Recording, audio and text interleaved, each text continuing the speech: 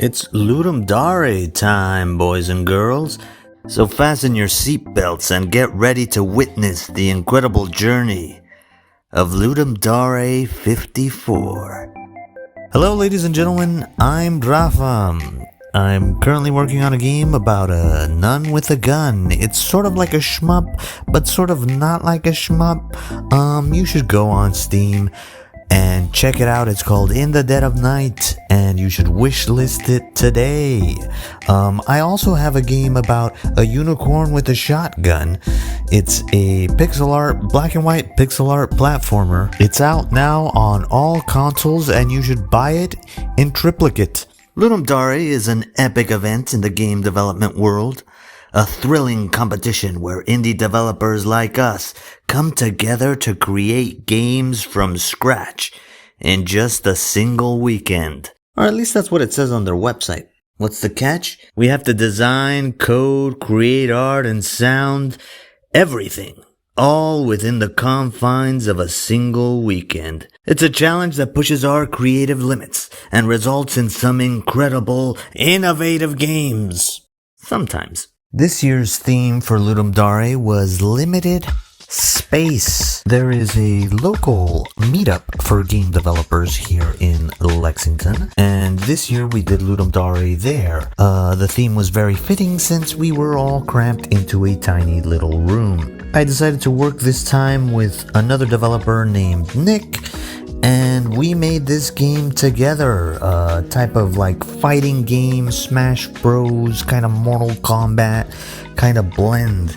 The only concept that I had going into this was that I wanted to do something with like digitized sprites, something resembling the old school Mortal Kombat games. Now when we talk about capturing that classic arcade look, there's no better example than the early Mortal Kombat games. They took sprite work to a whole new level. Instead of traditional hand-drawn characters, the developers used a unique technique. What they did was take pictures of real people in various poses and costumes, and then they digitized these photos to create the in-game characters. This gave Mortal Kombat its signature gritty, realistic aesthetic. The advantage was that it allowed for lifelike characters, making it stand out from other 2D fighters at the time, namely Street Fighter. And speaking of Street Fighter, you know what? Street Fighter the movie, the game, did the same thing. But they actually used digitized sprites of the actors that were in the movie. So for our Ludum Dare project, we drew inspiration from these and other classics. You know, think of like Clay Fighter, or there was a bunch of wrestling games that did it. But especially Mortal Kombat. We wanted to capture that iconic digitized sprite look while also embracing the powers of modern 3D technology. So our characters were crafted in Character Creator. Unlike Mortal Kombat, these are 3D models. But we then converted them into 2D sprites, maintaining that chunky, pixelated appearance, reminiscent of the golden era of arcade games. It's a fusion of the past and the present, the advantages of 3D rendering with all the charm of those old, classic digitized sprites we all grew up with. Okay, so what about the gameplay? Nick had the idea to introduce a unique dynamic that keeps the action intense and aligns perfectly with the theme of limited space. In the game, both characters are placed atop of this platform. You can win, like in a traditional game, by doing damage and knocking out your opponent, but you could also push them off of the arena, completely off of the platform. Nick's idea was to have the platform constantly shrinking beneath your feet. As the platform gets smaller, the space to maneuver decreases, and the tension ramps up. The gameplay mechanic not only keeps the matches short and action-packed, but also demands strategic thinking. You need to manage your positioning, timing your attacks, and knowing when to make your moves. It's a perfect fit to the theme of limited space. As the stage dwindles, the space to fight in becomes more restrictive, and your options become limited. It's a constant battle against both your opponent and the vanishing ground beneath you. This unique gameplay concept adds an exhilarating layer to our 2D fighting game. It creates memorable, heart-pounding moments where every decision counts. And just like the classics that inspired us, it's all about the fun and thrill of the fight. Now, we're not the only game to have done this. Of course, probably one of the most popular fighting games of all time, Super Smash Bros. Or the more recent Nickelodeon All-Stars. One of the most exciting aspects of creating a fighting game is coming up with the roster of characters. I've had this fantastic idea to feature public domain characters in a game for a long while now, and this felt like the perfect time to bring this concept to life. You see, public domain characters are like untapped treasures of storytelling, and I wanted to put the spotlight on them. There's something fascinating about bringing these iconic characters from history, literature, and folklore into the realm of fighting games. I even had the perfect title, Legends of Lore.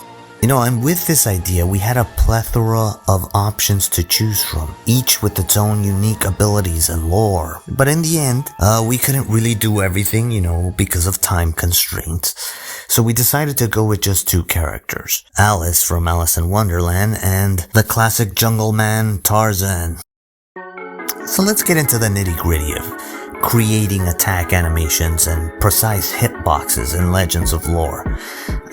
GameMaker provides us with a powerful tool for this, sequences. In any fighting game, hitboxes are essential. These are invisible areas that define where an attack can connect with an opponent. Creating accurate and strategically placed hitboxes is crucial to make the battle feel right, and GameMaker's sequences are our secret weapon for this. Sequences are like timelines in animation software or video editors.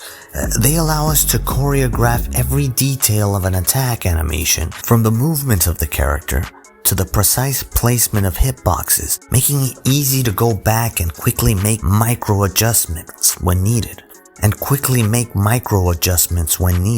With sequences, we can integrate various elements like sprites, instances, and even sound effects to craft dynamic attack animation. This level of control ensures that each punch, kick, or special move looks and feels just right.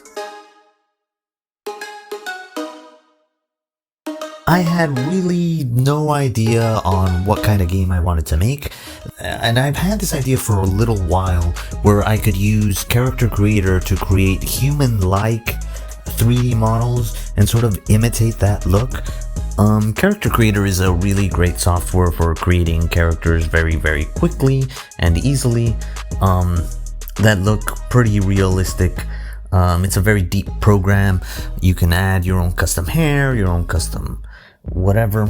That was the only real concept that I had for it. Nick pretty much had the idea of making a fighting game where the platform shrinks over time.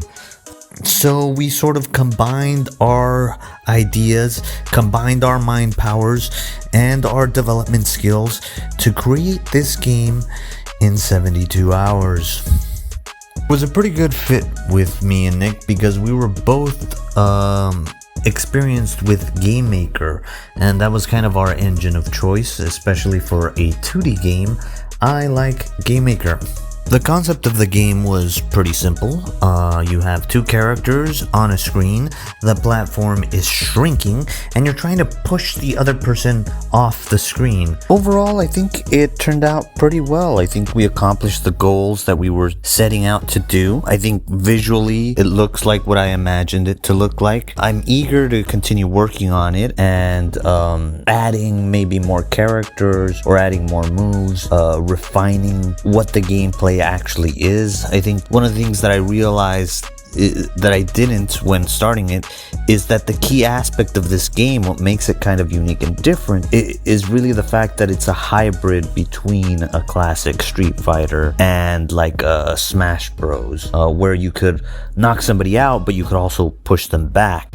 So I think we're going to try to emphasize that aspect of it so that the player has an interesting choice between dealing damage or trying to push their enemy out. Anyways, you guys should check it out. It's available for free. Check it out on itch.io.